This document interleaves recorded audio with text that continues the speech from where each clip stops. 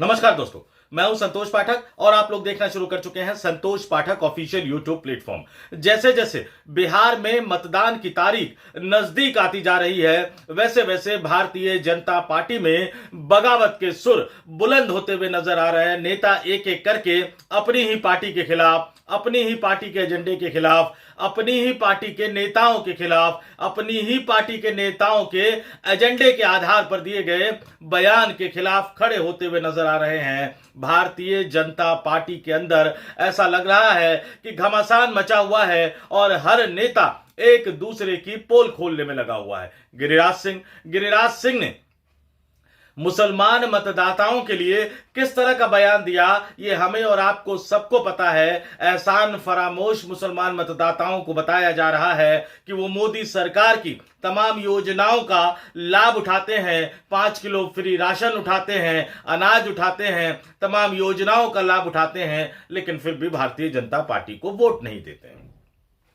जिस तरह के शब्द का इस्तेमाल गिरिराज सिंह ने किया था, उस तरह के शब्द का इस्तेमाल मैं बोलकर नहीं कर सकता, असंसदीय भाषा है। लेकिन अगर इसको दूसरे शब्दों में कहा जाए तो सीधे सीधे एहसान फरामोश बताते हुए नजर आ रहे हैं। भारतीय जनता पार्टी के कई नेता भी सुर में सुर मिलाते हुए नजर आए, उससे पहले भी। और बीजेपी के एक प्रवक्ता ने तो बाकायदा एक नेशनल टीवी चैनल के डिबेट में कह दिया कि क्यों दे मुसलमानों को हम टिकट। तो ये हालत है बिहार के विधानसभा चुनाव की। उधर आरके सिंह ने खुलकर अब बगावती तेवर अपना लिए हैं। खुलकर वो भारतीय जनता पार्टी के दो चेहरे, बिहार में जो चेहरे हैं, उप मुख्यमंत्री सम्राट चौधरी के खिलाफ मोर्चा खोल दिया है, और बिहार से आने वाले जो अमित शाह के डिप्टी हैं यानी गृह राज्य मंत्री नित्यानंद राय के खिलाफ मोर्चा खोल दिया है। आरके सिंह सीधे सीधे भारतीय जनता पार्टी के आला कमान को आईना दिखाते हुए नजर आ रहे हैं। और इस बीच भारतीय जनता पार्टी के एक बड़े नेता ने,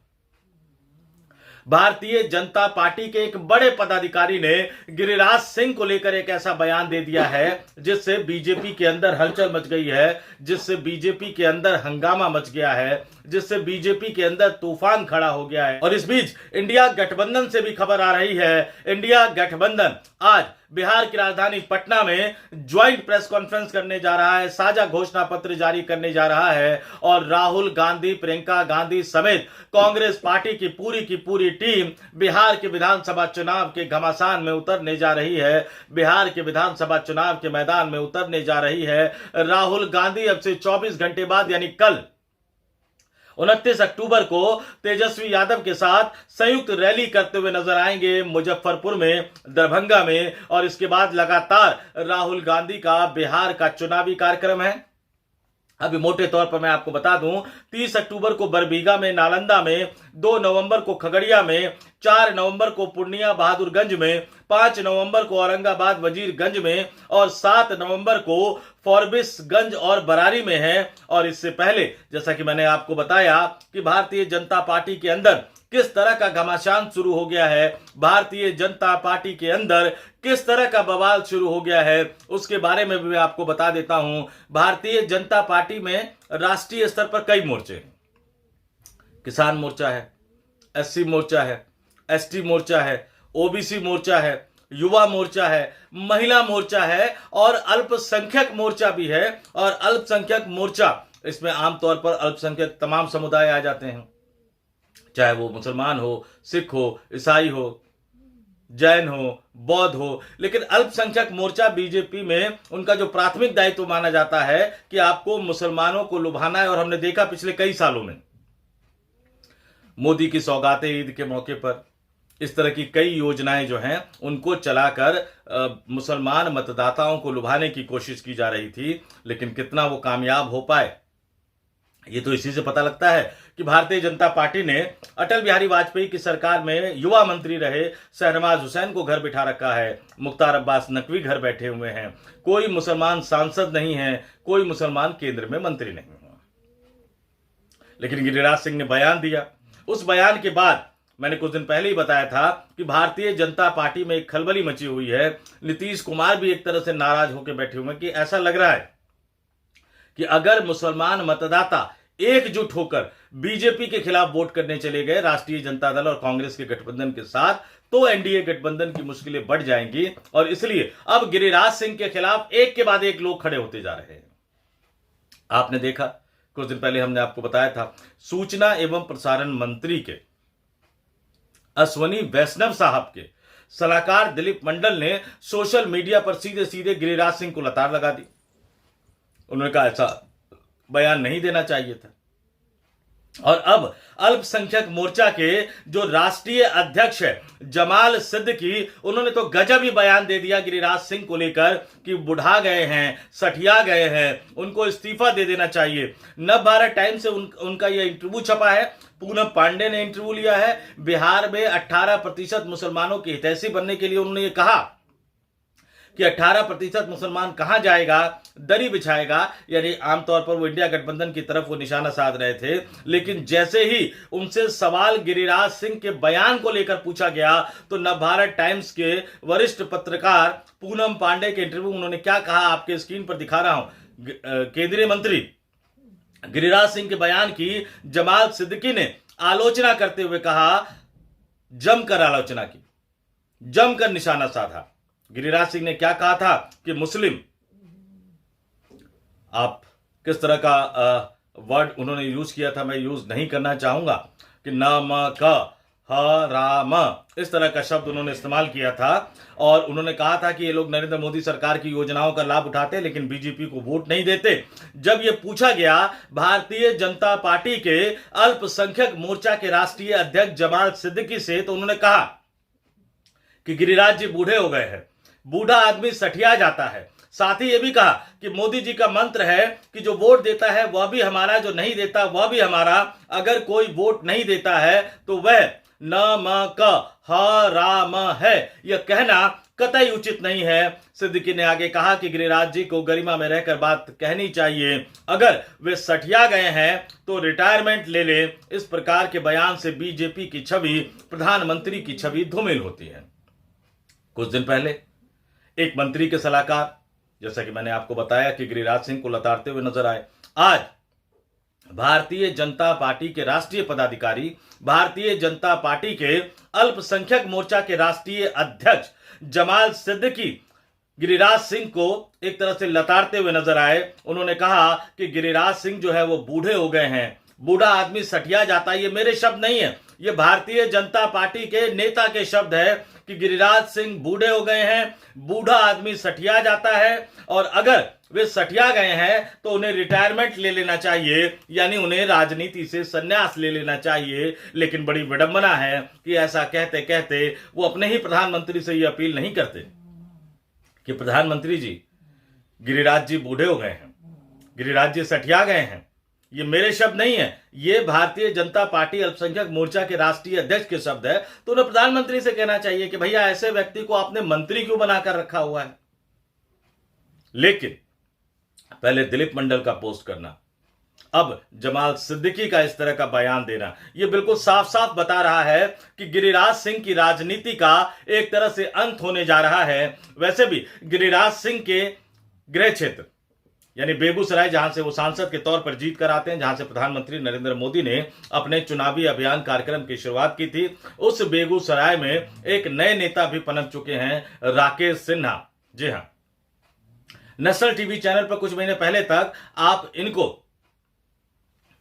आरएसएस विचारक के तौर पर देखते होंगे, सुनते होंगे। बाद में भारतीय जनता पार्टी ने, की सरकार ने इनको राज्यसभा सांसद के रूप में मनोनीत किया, ये फिर बीजेपी में शामिल हो गए। अब भारतीय जनता पार्टी के नेता के तौर पर ये बेगूसराय में अपनी चुनावी जमीन को मजबूत करने की कोशिश करते हुए नजर आ रहे हैं। छठ का पावन पर्व भी उन्होंने अपने गांव में जाकर ही मनाया। बेगूसराय की जनता को वो ज्यादा से ज्यादा लुभाने की कोशिश करते हुए नजर आ रहे हैं, ताकि अगले चुनाव में उन्हें लोकसभा का टिकट बेगूसराय से मिल सके। और लोकसभा का टिकट राकेश सिन्हा को बेगूसराय से मिलने का मतलब होगा गिरिराज सिंह की राजनीति से विदाई। हालांकि राजनीतिक जानकार इसके कई अन्य तरह के पहलू भी देखते हैं। चूंकि चुनाव है और भारतीय जनता पार्टी के चुनाव जीतने की जो रणनीति रहती है कि अपना वोट बैंक तो बढ़ाइए, लेकिन अगर अपना वोट बैंक बढ़ने के हालात पैदा ना हो रहे हो तो सामने वाले के वोट बैंक में सेंध लगाइए। पिछली बार का विधानसभा चुनाव आपको बताना बहुत जरूरी है कि पिछली बार के विधानसभा चुनाव में एनडीए गठबंधन, देखिए बिहार की 243 सदस्यीय विधानसभा में बहुमत के लिए 122 का आंकड़ा चाहिए। पिछली बार के यानी 2020 के बिहार के विधानसभा चुनाव में 125 सीटें बड़ी मुश्किल से एनडीए गठबंधन जीत पाई थी, यानी बहुमत से 3 ज्यादा। वहीं विपक्षी महागठबंधन, अभी इंडिया गठबंधन है, उस समय महागठबंधन था, वो 110 सीटें जीत पाई थी। लेकिन 2015 और 2020 का अगर मुकाबला करें तो 2015 के मुकाबले 5 सीटें कम राष्ट्रीय जनता दल की आई थी और 2015 के मुकाबले 8 सीटें कम 2020 में कांग्रेस पार्टी की आई थी।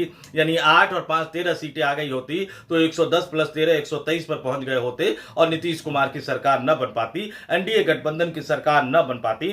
11,000 कुछ 100 वोटों के अंतर से, जी हां, बिहार की सभी 243 विधानसभा सीटों पर 11,000 कुछ 100 वोटों के अंतर से फैसला हो गया था। इसलिए भारतीय जनता पार्टी को एक एक वोट की अहमियत का अंदाजा है। पिछली बार असउद्दीन ओवैसी की पार्टी ने सीमांचल में 5 विधानसभा सीटें जीतकर राष्ट्रीय जनता दल को हराने में महत्वपूर्ण भूमिका निभाई थी। इस बार भी असउद्दीन ओवैसी लड़ रहे हैं। इस बार भी, पिछली बार तो नहीं लड़े थे, लेकिन इस बार प्रशांत किशोर ने भी कई विधानसभा सीटों पर मुस्लिम उम्मीदवारों को चुनाव में उतारा है।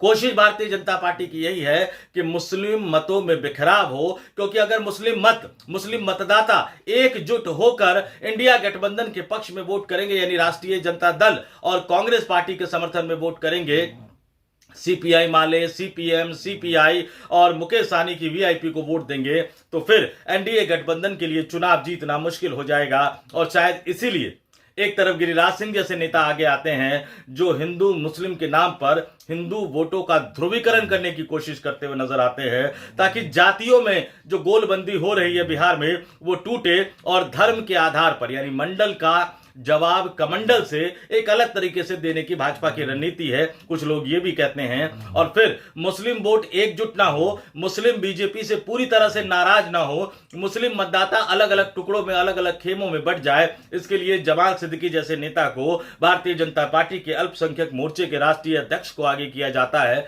इस तरह की बातें भी कई लोग कहते हुए नजर आते हैं। अब सच क्या है, झूठ क्या है, ये तो आप आगे बढ़कर कमेंट बॉक्स में जरूर बताइएगा। लेकिन भारतीय जनता पार्टी में बगावत का एक अलग ही दौर शुरू हो गया है।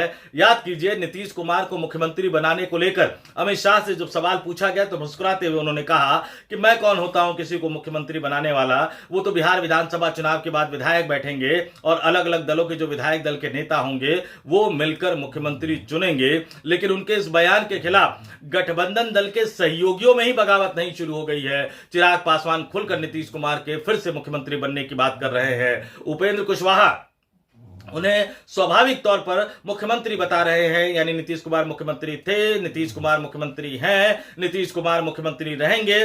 जीतन राम मांझी तो लगातार शुरुआती दौर से ही नीतीश कुमार को मुख्यमंत्री पद का उम्मीदवार दावेदार घोषित करने की वकालत करते नजर आ रहे हैं। और अब तो भारतीय जनता पार्टी के अंदर भी इस तरह के बयान लगातार निकलकर सामने आ रहे हैं, लगातार इस तरह की बातें कही जा रही है। राजीव प्रताप रूडी, जी हां, वही रूडी साहब जिन्होंने कॉन्स्टिट्यूशन क्लब के चुनाव में अमित शाह के उम्मीदवार पूर्व केंद्रीय मंत्री संजीव बालियान को चुनाव हराकर राजनीति में सनसनी पैदा कर दी थी, उन्होंने भी नीतीश कुमार की उम्मीदवारी का समर्थन किया है।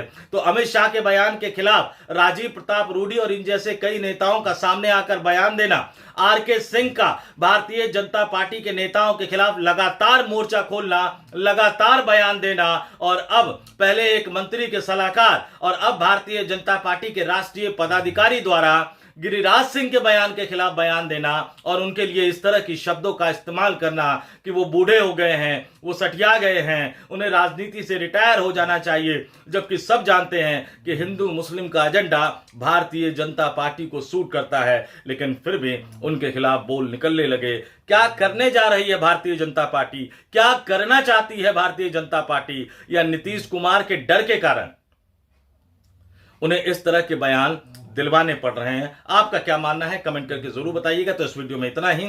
मुझे यानी संतोष पाठक को दीजिए इजाजत। आप तमाम लोगों से अपील, आग्रह, अगर आपने अभी तक हमारे YouTube मंच को सब्सक्राइब नहीं किया है तो आगे बढ़िए, संतोष पाठक ऑफिशियल YouTube प्लेटफॉर्म को सब्सक्राइब कीजिए, हमारे वीडियो देखिए, पसंद आए तो ही लाइक कीजिए, कमेंट कीजिए, ज्यादा से ज्यादा लोगों तक पहुंचाइए और कमेंट करके हमें अपने विचारों से जरूर अवगत कराइएगा। और अगर आप मेंबर के तौर पर ज्वाइन कर सके तो हमारे यूट्यूब मंच को मेंबर के तौर पर भी ज्वाइन कीजिएगा।